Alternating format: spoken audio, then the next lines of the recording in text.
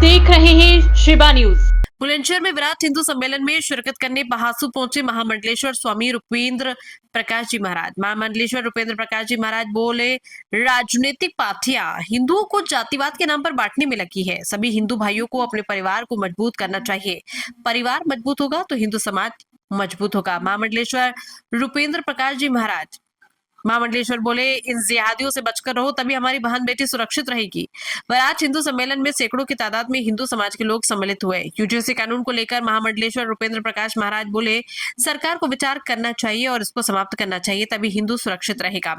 कस्बा पहासू के सरस्वती विद्या मंदिर इंटर कॉलेज में विराट हिंदू सम्मेलन का हुआ आयोजन।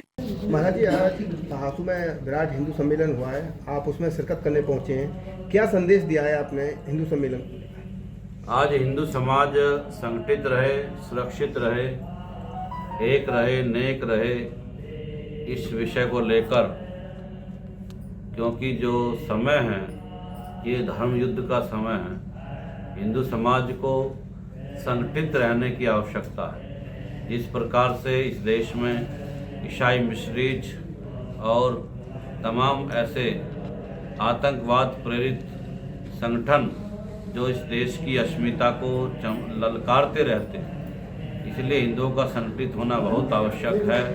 लगातार हमने देखा कि इस देश में ऐसी आतंकवादी विचारधाराएं जो इस देश में, चाहे वो दिल्ली लाल किला बम विस्फोट हो, चाहे वो अनेकों ऐसी घटनाएं हो, इसके लिए हिंदू समाज को संगठित रहना बहुत आवश्यक है। और नगर में, गांव में या जिले स्तर पर हिंदू समाज संगठित रूप से अपना शक्ति प्रदर्शन करे, जिससे समाज को ये ध्यान में आए कि हिंदू समाज संगठित है, अगर इनको छेड़ेंगे तो ये आपको छोड़ेंगे नहीं। अच्छा, सनातन को लेकर क्या कहेंगे? सनातन को कहीं ना कहीं दबाने की कोशिश की जा रही है आज भी, तो सनातन देखिए, सनातन धर्म अनादिकाल से है, अनंत तक है, इसका कोई कुछ बिगाड़ नहीं सकता, लेकिन षड्यंत्र अवश्य होते हैं और ये अंतर्राष्ट्रीय स्तर के षड्यंत्र है सनातन धर्म को समाप्त करने के लिए। हम सब देखते हैं जब आतंकवादी हमला करते हैं, इस देश के ही राजनीतिक लोग कहते हैं कि आतंकवादी का कोई धर्म नहीं होता, लेकिन वो हमला करने वाले लोग कौन होते हैं? वो सब जिहादी मानसिकता के लोग होते हैं, जो इस देश की आत्मा को झकझोर देने वाले काम करते हैं, इस देश की अस्मिता को ललकारने का काम करते हैं। इसलिए सनातन धर्म को ये ध्यान रखना होगा कि इस देश की जो आत्मा है उस पर प्रहार करने वालों से सावधान रहना पड़ेगा।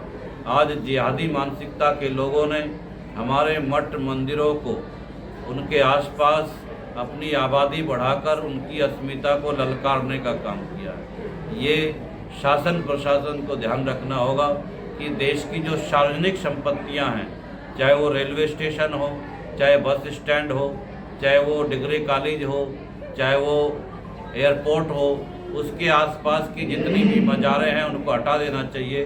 और विशेषकर ये सब सरकारी संपत्तियों पर होती है, उन मज़ारों की आड़ में वहाँ पर आतंकवादी पनाह लेते हैं और जब मौका मिलता है वो देश की संपत्ति को नुकसान पहुँचाने के साथ साथ हिंदू धर्म के लोगों का कत्ल करने का काम करते हैं। आज भी देखा जा रहा है कहीं ना कहीं हिंदू आज भी बटा हुआ है। महाराज जी, उसको लेकर क्या कहेंगे कि हिंदुओं को एकजुट किस तरह से होना चाहिए? देखिए, हिंदुत्व बंटने के पीछे कारण है जातिवाद। आज इस देश में जातिवाद का जो विष है वो राजनीतिक पार्टियों ने समाज में इतना गहरा कर दिया है कि उसको संगठित करना महाभारत काम हो गया है। तो इस समाज को इन राजनीतिक हथकंडों से बाहर आना होगा और समाज को एकता के सूत्र में बंधने की आवश्यकता है, क्योंकि हम सब लोग हिंदू हैं, किसी भी जाति में पैदा हुए होंगे, कोई भी हम वर्ण व्यवस्था को मानते होंगे, लेकिन हम पहले हिंदू हैं, विचार हिंदू समाज को करना चाहिए।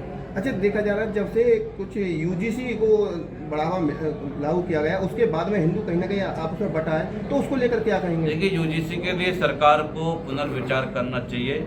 ये देश का दुर्भाग्य है कि जातियों के नाम पर, समाज के नाम पर, ओबीसी के नाम पर, पिछड़ों के नाम पर, एससी के नाम पर ये बांटने का काम बंद होना चाहिए। समाज में इसका बहुत नुकसान होता है और ये भारत सरकार को, क्योंकि आप सबको जानकारी होगी कि ये माननीय उच्चतम न्यायालय के निर्देश के क्रम में ये यूजीसी लागू हुआ है, तो इसकी पुनर्समीक्षा सरकार को करनी चाहिए और पार्लियामेंट में इसके लिए एक बिल लाकर इसको समाप्त करना चाहिए।